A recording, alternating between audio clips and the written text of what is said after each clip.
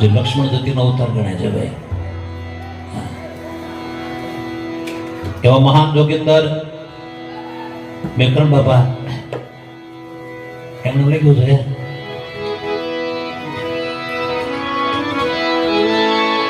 કે जिन मूर्खड़े राम न समझा सोई नर सजा भगा. કચ્છમાં બળદેવને લગા ગયા છે ભાઈ. અને અહીંયા આપણે સૌરાષ્ટ્રમાં 30 વર્ષનો થયો હોય, કપડે કે દાગ પડવા દેતો ન હોય, આખા દિવસમાં કાંઈ કામ ધંધો કરતો ન હોય, ત્રણે ટાઈમ ફૂલ જમી લેતો હોય, આંગણે આવેલા અતિથિને પાણીનો પ્યાલો ભરી ન આપે, કે નહીં આપણે લગા ગયા છે ભાઈ. ખેડી ખેડી થકીંદા એ દિન અખિયો કા ધંધા મુરુકને રામ ન સમજ્યા સોઈ નર સજા. શું આપણે ત્યાં કથાઓ પડે છે ભાઈ. મેઘણ બાબા એ કચ્છની ધરા ઉપર, એ દીઘી ધરા ઉપર જીનામનો નાદ કરી નીકળે અને સવારમાં કાવડ લઈને મધુકરી માંગવા માટે નીકળે. એમાં એક ઘરના આંગણામાં જઈ અને દાદા ઉભા રહ્યા તો એ ઘરની અંદર એ દીકરી એ બેન રડતી હતી અને મેકરણ દાદાનો જીનાનો નાદ સાંભળીને એકદમ આંસુ પૂછી અને એ દીકરી માદુકરી લઈ અને બહાર અપાવી એટલે દાદાએ ના પડી કે નહીં બેટા, તું રડે છે તો મને તારી ભિક્ષા શું કામ શું કરવી છે બેટા? એટલે પેલી દીકરી કીધું કે દાદા, અમારે તો સંસારીને આવું બધું આવ્યા કરતું હોય એમાં તમારે ધ્યાન નહીં આપવું જોઈએ, તમે ભિક્ષા લઈ લો.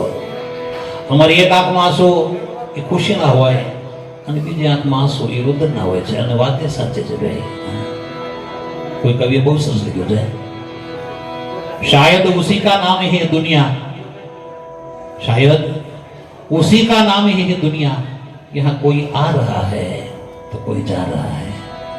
शायद उसी का नाम ही है दुनिया, यहाँ कोई आ रहा है कोई जा रहा है. इधर एक दूल्हा घोड़े चढ़ा है, उधर एक जनाजा उठा जा रहा है. इधर वाह वाह है, उधर ठंडी है, कोई रो रहा है कोई गा रहा है. शायद उसी का नाम ही है दुनिया, यहाँ कोई आ रहा है तो कोई जा रहा है. પેલી દીકરી કીધું દાદા, અમારા સંસારીઓને તો આવી મુશ્કેલી આવ્યા જ કરતી હોય, તમે ભિક્ષા લઈ લો. બોલે નહીં બેટા, તારું રડવાનું કંઈક જુદું છે, બોલ ને બેટા શું વાત છે?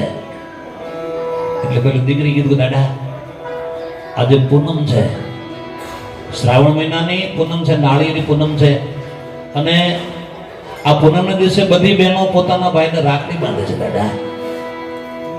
તો મને તો ભાઈ નથી, તો રાખડી કેને બાંધો? એટલે હું એકલી એકલી ઘરમાં બેઠી બેઠી રડતી હતી. દાદાએ કીધું બેટા તને ભાઈ નથી? બોલે ના. એટલે મેકરણ દાદાએ કીધું બેટા આ મેકરણ દાદો તારો ભાઈ બની શકે ખરો? તું મારી બેન બનીશ? દાદા તમે મારા ભાઈ બનશો? બોલે હા. એ તરત જ દોડી અંદર જઈ અને થાળીની અંદર અક્ષત કંકુ અને સૂતરનો તાતણો લઈ એની અંદર કંકુ લગાડ્યું, દીપ પ્રગટાવી બહાર આવી અને દાદાની આગળ આવી અને દાદાની આરતી ઉતારે છે. આપણે ત્યાં બહુ પ્રસિદ્ધ આરતી છે ભાઈ.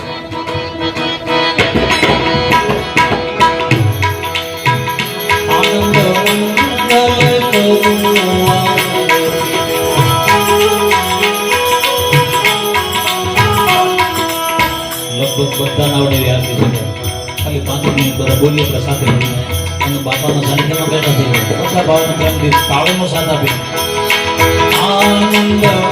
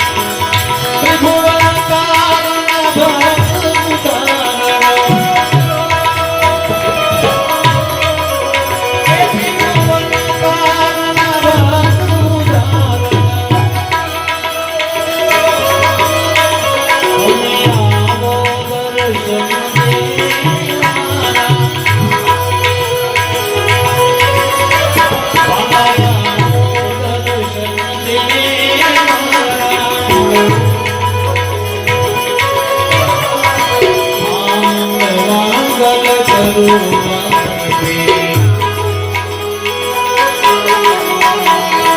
હરિ ગુરુ સંગની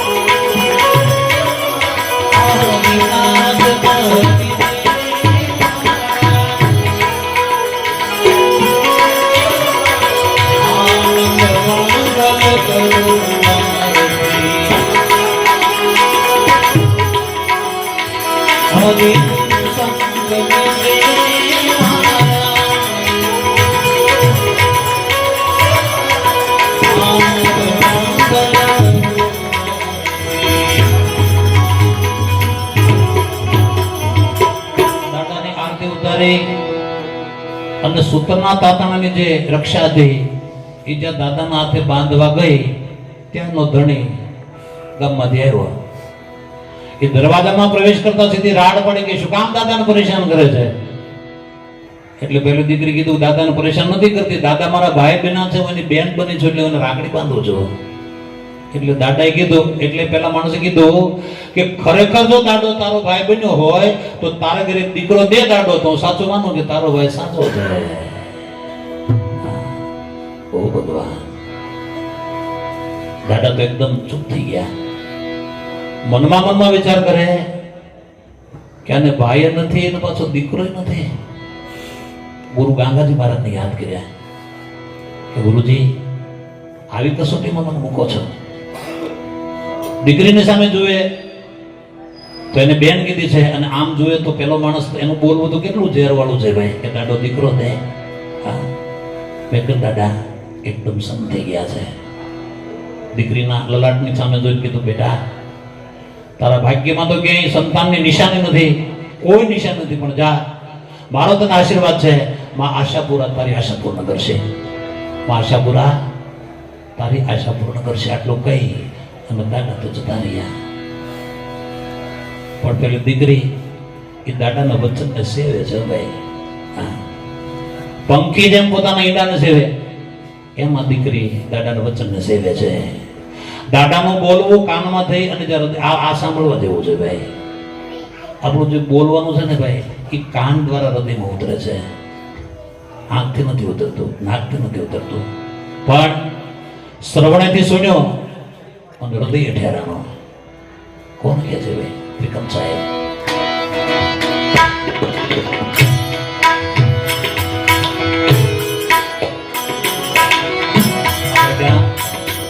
સાહેબ ને की परंपरा है भाई. पाण साहेब, किम साहेब, विक्रम साहेब, भीम साहेब, जीवन साहेब, साहेब प्रणामिका. जीवनना गुरु भीम, भीमना गुरु त्रिकम, त्रिकमना गुरु खीम, અને ખીમના ગુરુ બાણ બાબા. બીજી બાકીમાં રવિ, ગોરા, મોતી, અનવર, સત્તા. સત્તાના ગુરુ અનવર, અનવરના ગુરુ હોથી, હોથીના ગુરુ મોરા, મોરાના ગુરુ રવિ, રવિના ગુરુ બાણ. બાબા કહે છે શ્રવણે તીડો મારા સંતો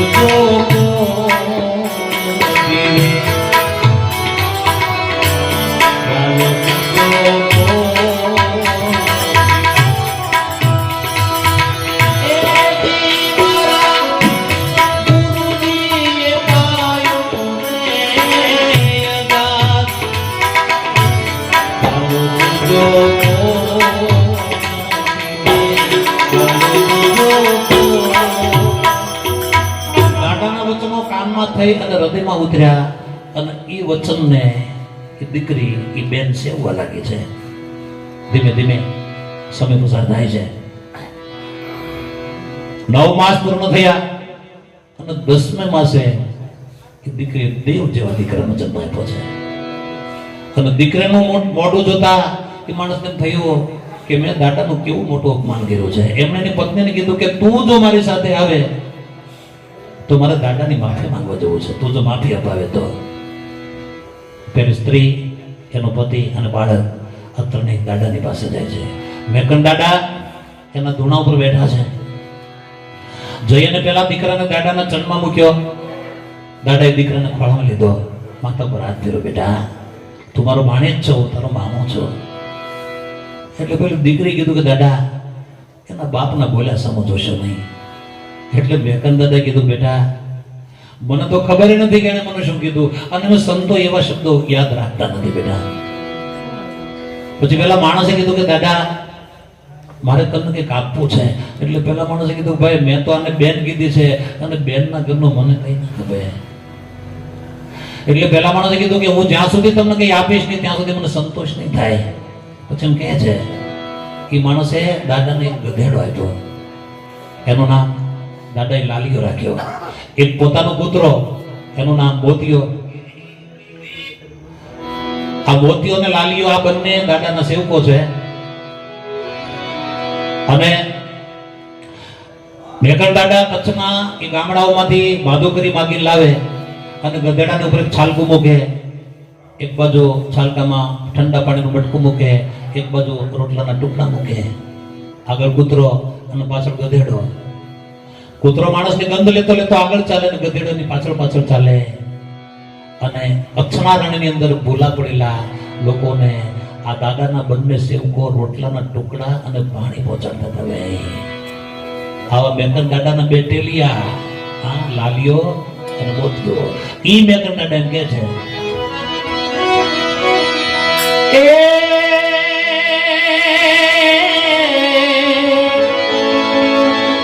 શેઠ અસાજો સાંભળો સદગુરુ જેડા સગા. મેં કર્ણ કહે ગુરુ પ્રતાપે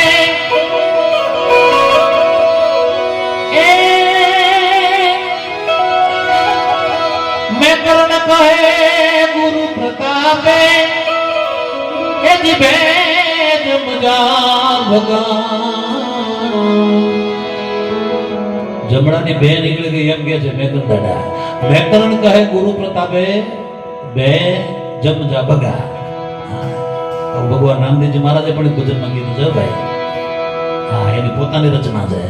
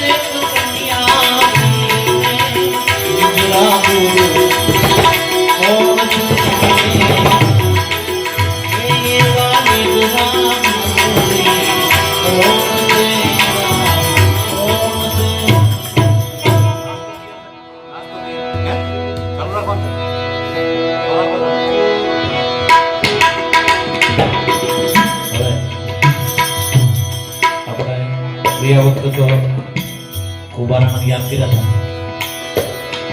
આ વખતે ભગવાન રામદેવજી મહારાજના જગત ગંગાના સાથીદારો છે એવા રૂપા દે અને માલ દે બીજું બધું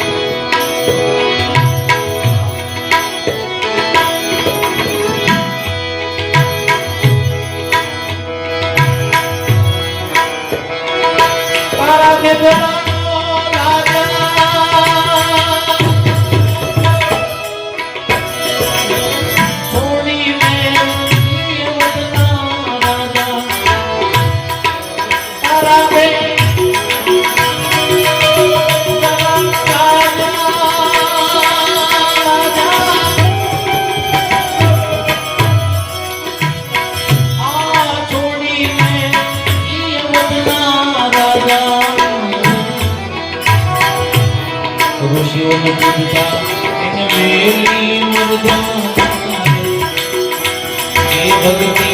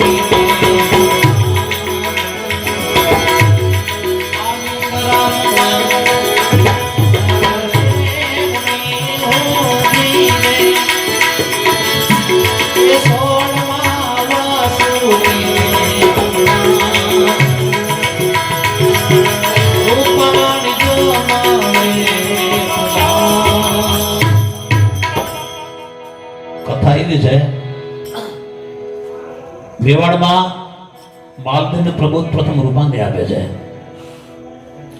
માલદેવ પોતાના મિત્રોની સાથે ઘોડેસવાર થઈ અને શિકાર કરવા માટે નીકળે છે. આગળ શિકાર, એમની પાછળ માલદેવ અને એની પાછળ એના મિત્રો. પૂરપાટ ઘોડા દોડાવતા દોડાવતા માલદેવ આગળ ગતિ કરે. એમાં એ ઘોડો રૂપાદીનું જે ખેતર હતું એ ખેતરની અંદર એ શિકાર જતો રહ્યો.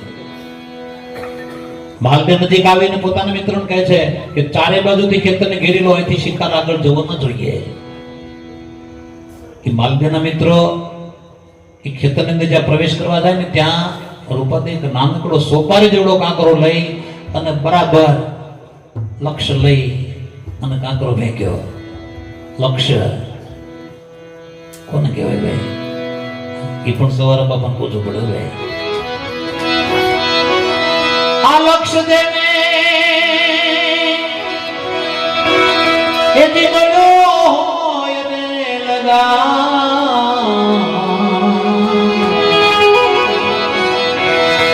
આ લક્ષ્ય દેને એથી મળ્યો હોય રે લગા.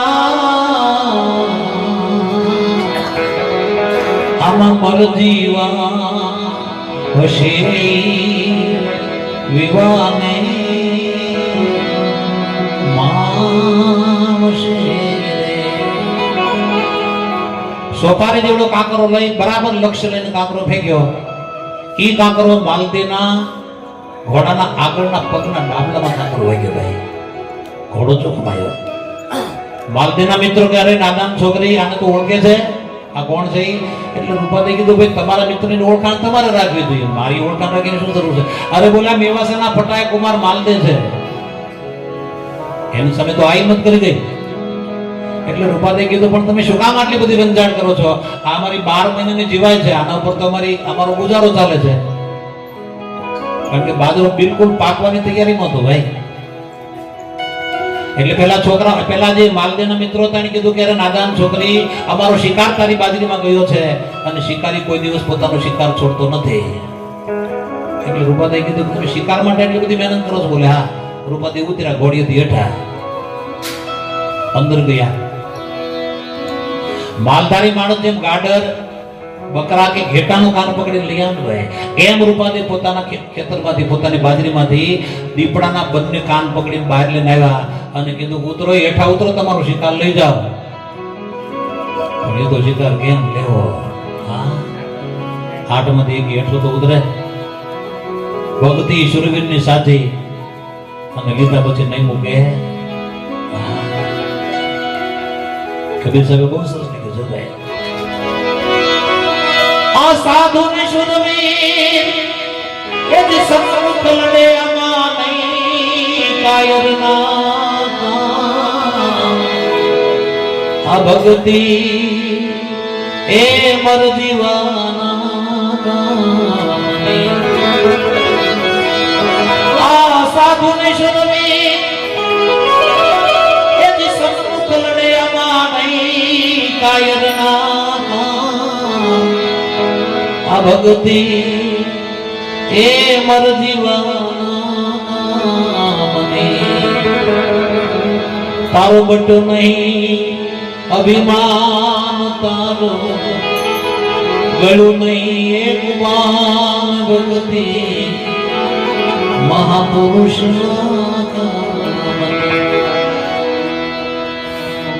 દીપડાના કાન રૂપાદેવના હાથમાં જોતા માલદેવને થઈ કે છોકરી છે ખરેખર પાણીદાર.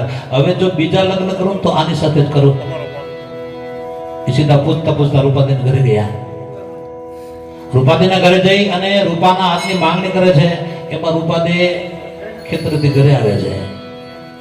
રૂપાદેવના માં નાનપણમાં મૃત્યુ પામેલા અને મેઘધારવો નામના સંત જેમને રૂપાદેવને ઉછીને મોટા કરેલા.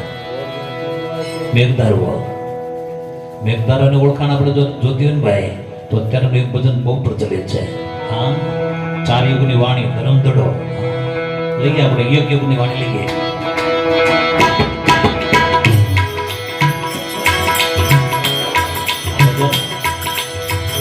અમારા બાલિકાનામાં યોગેશ્વર બાપુ ગુજરી ગયા. ભજનની દુનિયામાં લાવનાર જગતરામ બાપુ છે ભાઈ. અત્યારે તો બધા કલાકારો ગાય છે ધરમદેવ, પણ લાવનાર જગતરામ બાપુ છે અને એની પ્રસાદી મળી છે. એ જગતરામ બાપુ ધરત ધડો ગાતા હોય ને આપણને લાગે કે જાણે ના કંઠમાં ગંધર્વ બેસી ગયો હોય.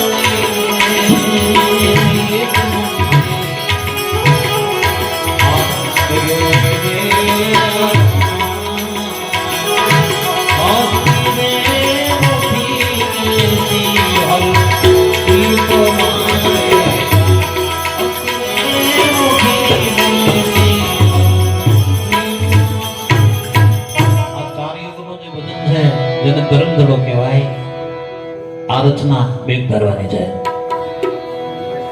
રૂપાદે ઘરે આવે છે અને રૂપાદેને મેઘધારો કહે છે કે બેટા, આ મેવાસાના ફટાયા કુમાર માલદે છે અને એ તારી સાથે લગ્ન કરવા માંગે છે, તારું શું કહેવાનું છે? એટલે રૂપાદે કીધું કે મહારાજ, મને તો મારા ગુરુ અને મારા પિતાજી આ બંનેની સેવા કરવી છે, બાકી મારે સંસારની દિશા તરફ જવું નથી.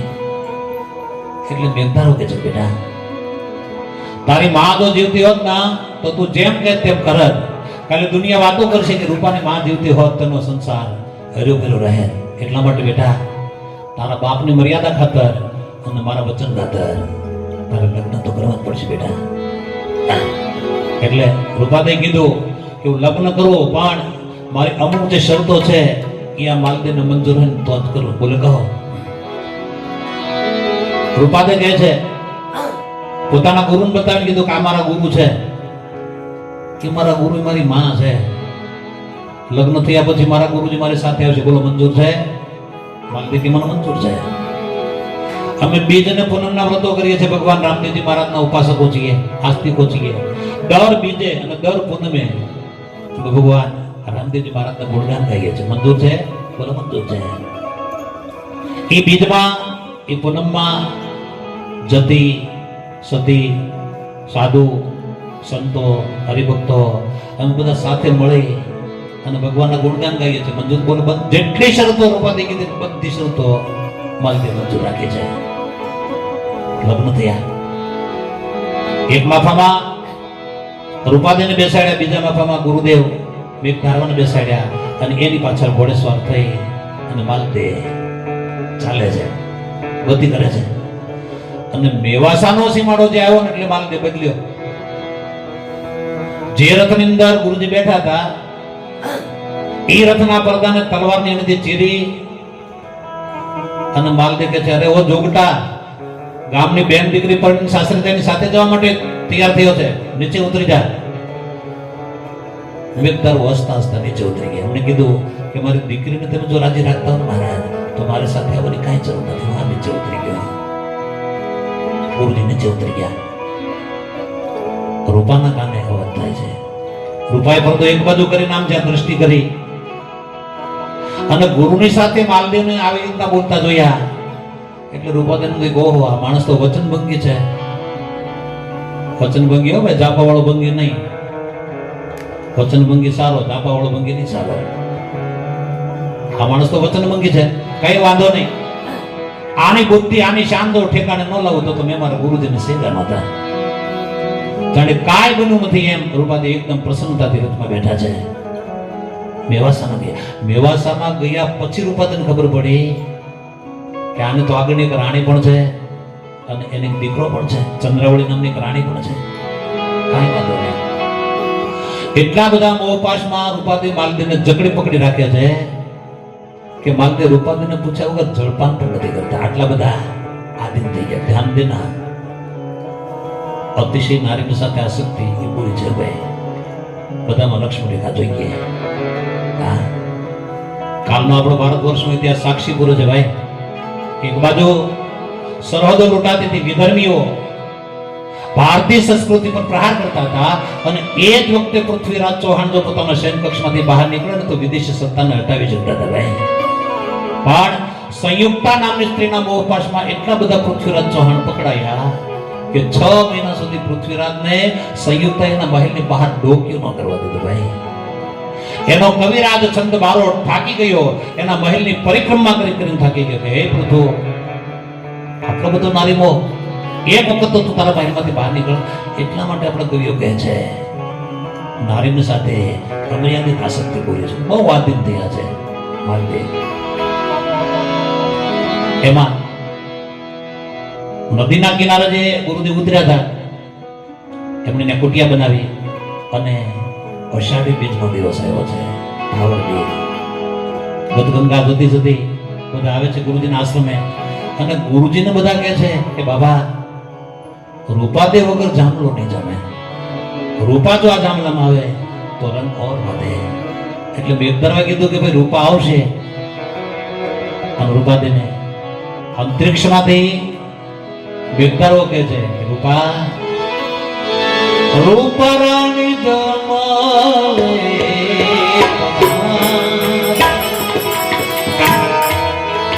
રૂપરાણી જમાવે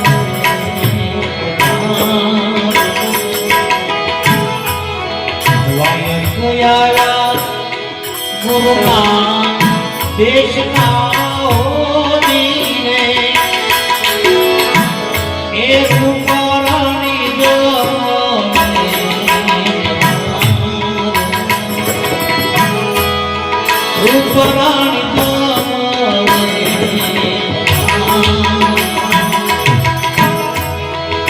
હું કે મયાવો ગુરુ મારા એકલી હોદીને આસુતા મારદે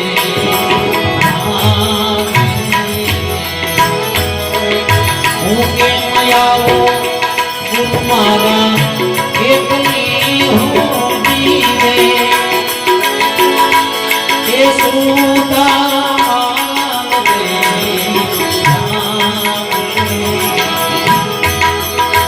રામ નામો સારા શેરની હોદીને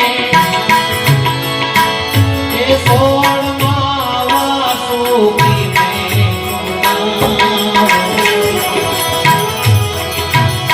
રામ નામો સારા શેરની હોદીને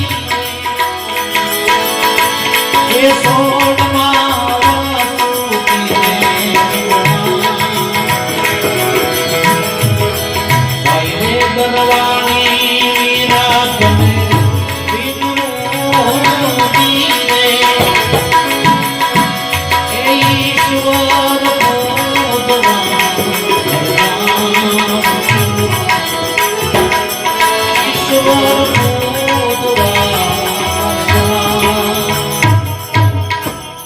વાયક આવ્યો અને વાયકની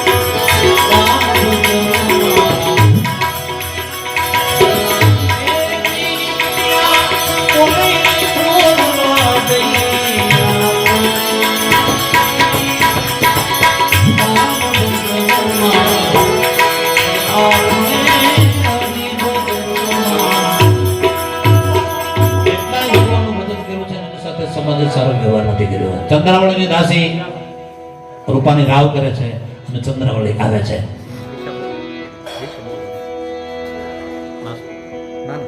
હવે આપણે 5-10 મિનિટ માટે વિરામ આપીશું અને પછી હિસાબ બોલવાનો